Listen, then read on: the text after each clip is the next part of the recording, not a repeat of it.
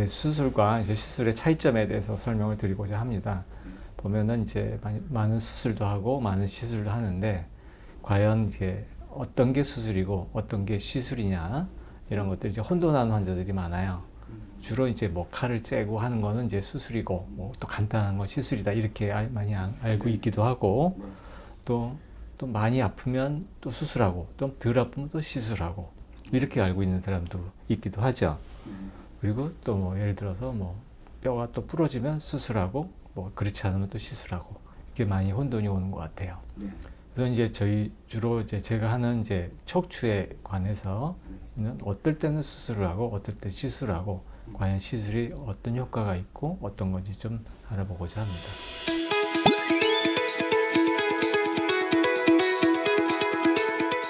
보통 우리가 수술이라고 하면 이제 칼을 대서 째서 거기에 이제 나쁜 조직들을 이제 걷어내는 제거하는 그런 과정을 이제 수술이라고 하죠.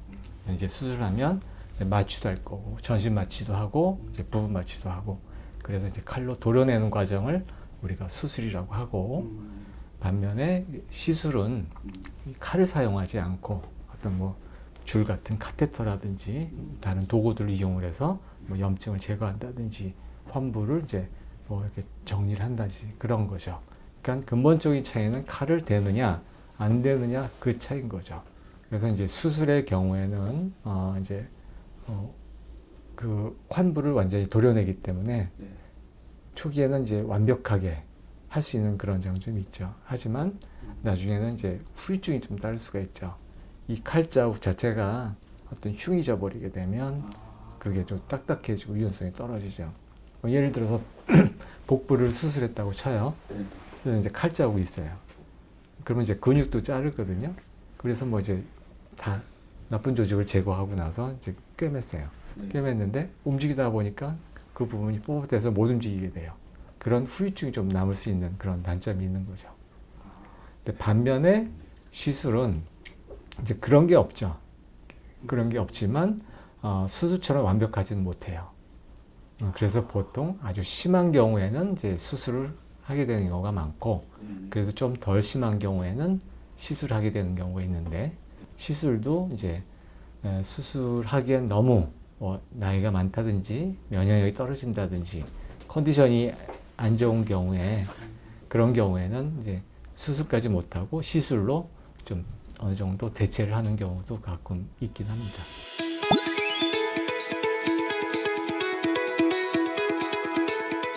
이제 우리가 이제 일상생활에서 이제 디스크 탈출 협착증을 많이 맞닥뜨리게 됐는데 디스크 탈출의 경우는 명확하지는 않지만 대략 그 해부학적으로 방사선학적으로 한 4단계 정도로 나눌 수가 있어요. 그러니까 디스크가 1단계 같은 경우는 아주 약간 풍선처럼 살짝 튀어나온 형태. 그런 경우에는 약간 허리가 아프고 다리가 저림 같은 건 없습니다. 그렇기 때문에 이런 경우에는 그냥 단순하게 뭐 바른 자세 교육하고 운동하고 물리치료만 해도 충분히 회복이 가능하죠.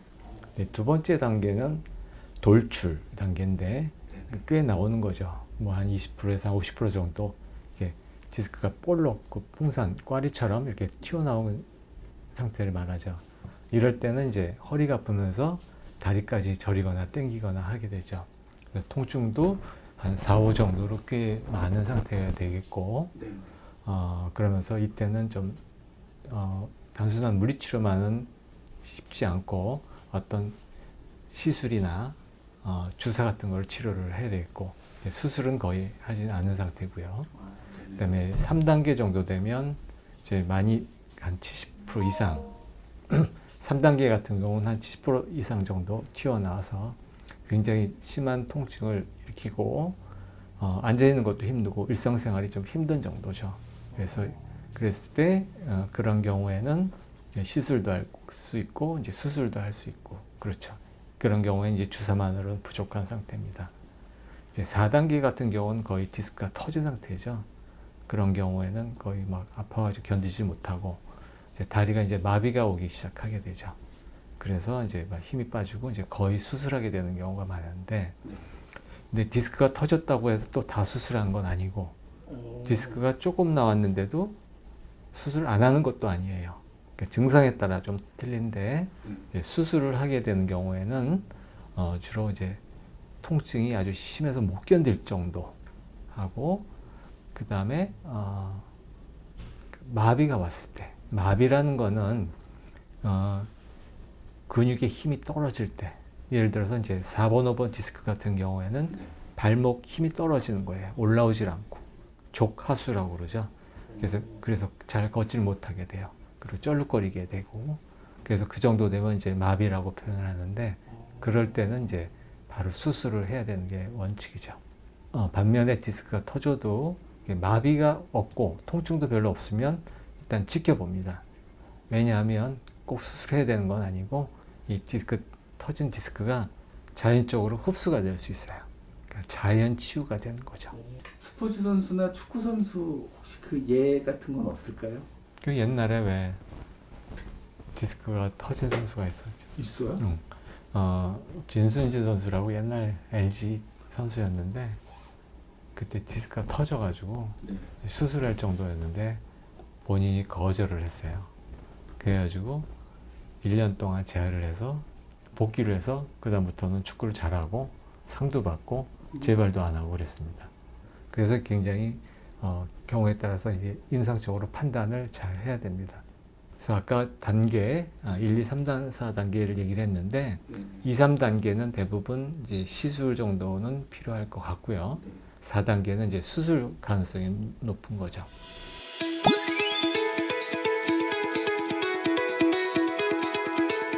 그래서 우선 이게 시술을 할 거냐, 수술할 거냐의 선택은 일단 전문의가 권고를 하죠. 이거는 수술하는 게 낫습니다. 이거는 시술하는 게 낫습니다. 이게 권하는데 이제 본인의 뭐 그 사회생활 형태에 따라 많이 틀리죠. 만약에 나는 빨리 나서 빨리 일을 해야 돼. 이런 경우에는 이제 수술해서 빨리 회복해서 하는 경우가 있기도 하고 나는 시간이 많아. 일단은 마비가 와도 좀 더 지켜볼래. 그래서 난 수술은 절대 하기 싫어. 이런 경우가 또 성향에 따라 많이 틀리거든요. 그런 경우에는 또 지켜보고 하는 거죠. 그래서 뭐 물론 진짜 마비가 명백하게 왔으면 그냥 바로 수술을 가는데 그렇지 않고는 조금 상황에 따라 지켜볼 수가 있어요.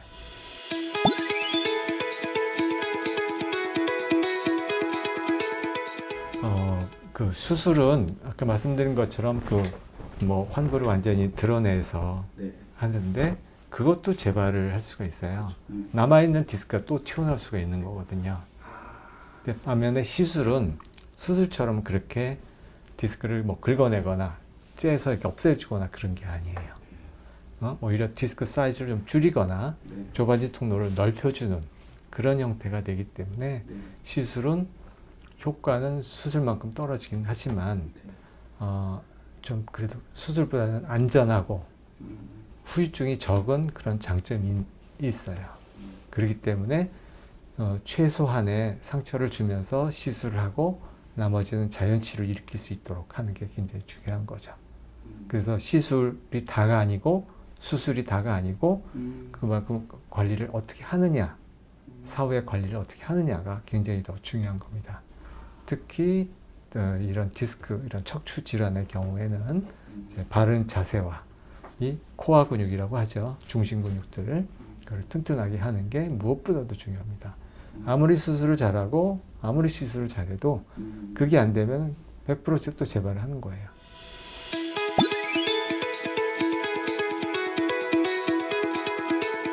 이제 척추의 운동은 이제 크게 세 가지로 이제 나눠서 할 수가 있어요. 일단은 가장 중요한 거는 이제 골반의 유연성을 확보를 해야 돼요.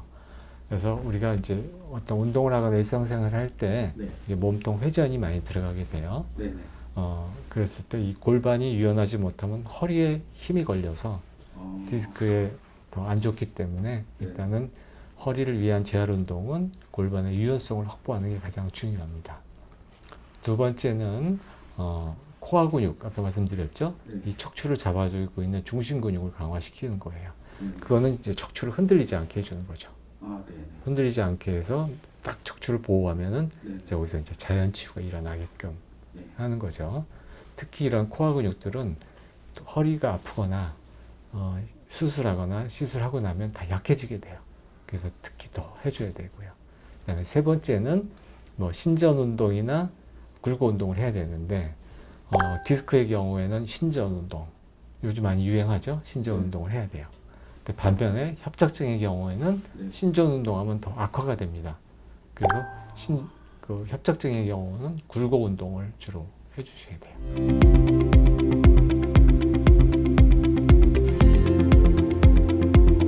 특히 이런 디스크 같은 경우에는 이제 우리가 앉아있을 때 한 200kg 압력이 가게 돼요.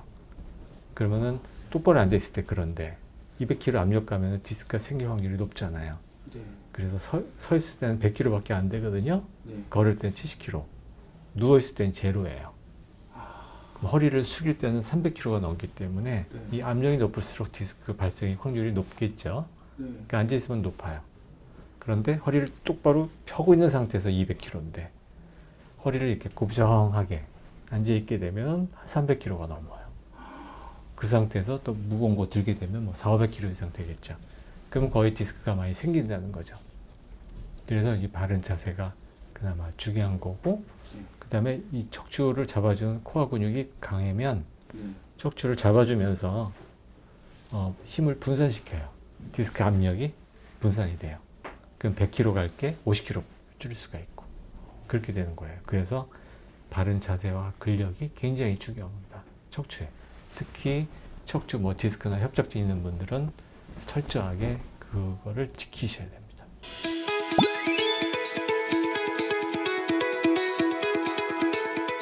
일단 수술이나 시술을 결정을 할 때는 가장 중요한 거는 통증보다도 마비가 있느냐 없느냐 이게 또 중요하고, 수술과 시술하고 상관없이 이런 바른 자세와 코어 근육들은 철저하게 튼튼하게 강화시키는 게 중요하고 사후 관리가 굉장히 중요합니다.